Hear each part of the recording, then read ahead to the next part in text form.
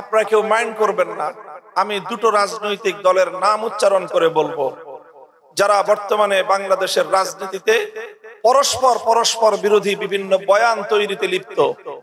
একটা হলো জাতীয়তাবাদী দল বিএনপি, আর একটা হলো বাংলাদেশ জামায়াতে ইসলাম। তারা পরস্পর একে অন্যের বিরুদ্ধে রাজনৈতিক বয়ান তৈরি করছে, অথচ অতীতে এক সময়ে তারা ঐক্যবদ্ধভাবে অনেক লড়াই করেছে, ফ্যাসিবাদের বিরুদ্ধে যুদ্ধ করেছে, একসঙ্গে ফাঁসির কাষ্ঠে ফাঁসির রশিতে তারা ঝুলেছে, একসঙ্গে গলা দরাদরি করে কারাগারের অন্ধকার প্রকোষ্ঠগুলোতে তারা দিনের পর দিন নয় বছরের পর বছর দিন গুজরান করে চোখের পানিতে বুক ভাসিয়েছে।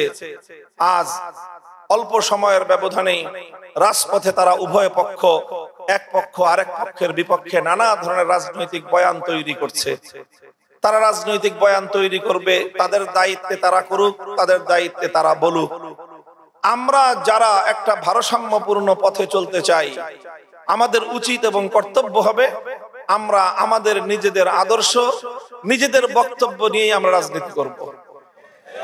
অন্যের ধার করা বক্তব্য দিয়ে, একজনের বয়ান দিয়ে আরেকজনকে ঘায়েল করবার এই ধরনের পরগাছার নীতির অবলম্বন আমাদের রাজনীতিতে হওয়াটা আমাদের জন্য আত্মঘাতী হবে। যখন পীড়িতের সময় এমন পীড়িত করেন, তখন বলেন যে আমি আর অমুক এক মায়ের পেটের ভাই, আবার 2 দিন পরে যে যখন তার সঙ্গে শত্রুতা লাগে তখন মনে হয় যে সে জানের দুশ্মন। আবার আরেকজনের সঙ্গে দুশ্মনীর সময় এমন দুশ্মনী করেন, মনে হয় যে তার চেহারাও দেখতে চান না। 2 দিন পরে যখন আবার ঐক্যের স্বার্থে রাজনীতির প্রয়োজনে ঐক্যবদ্ধ হন, তখন আবার তওবা করেন। এই সকল বালখিল্যপনা আমরা বাংলাদেশে অন্তত আমাদের রাজনৈতিক নেতৃবৃন্দের কাছ থেকে আমরা দেখতে চাই না। কি করেছেন বিগত 20 বছরের আপনার ইতিহাস মনে রাখবেন, আগামী 20 বছর আপনার কি কি করা লাগতে পারে অন্তত 40 বছরের চিন্তা মাথায় রেখে প্রতিটা বক্তব্য, প্রতিটি পদক্ষেপ এবং প্রতিটি বয়ান আমাদের দেওয়া উচিত।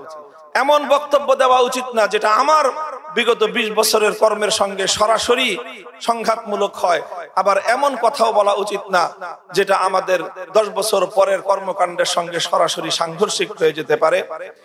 আমরা এরকম পরগাছা মূলসুলভ রাজনৈতিক আদর্শ নিয়ে চলতে থাকলে আমরা আমাদের বুনিয়াদের উপর কোনোদিন আমাদের রাজনৈতিক মতামতকে প্রতিষ্ঠিত করতে পারবো না।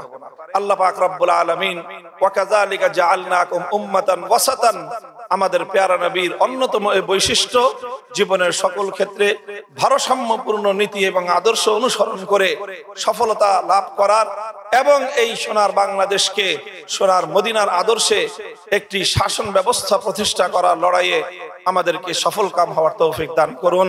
রহমতুল্লিল আলামিন ফাউন্ডেশন আয়োজিত এই প্রতিযোগিতা অনুষ্ঠান এবং এই কনফারেন্স সাফল্য মণ্ডিত হোক, আমি আপনাদের সকলকে দোয়া করি। দোয়া চেয়ে বিদায় গ্রহণ করলাম। ওয়া আখিরু দাওয়ানা আলহামদুলিল্লাহি রাব্বিল আলামিন। আসসালামু আলাইকুম ওয়া রাহমাতুল্লাহ। আমরা সবাই একবার তাকবীর দেই। নারে তাকবীর, নারে তাকবীর। যারা আমরা বসে আছি বসে থাকবো, কেউ দাঁড়াবো না।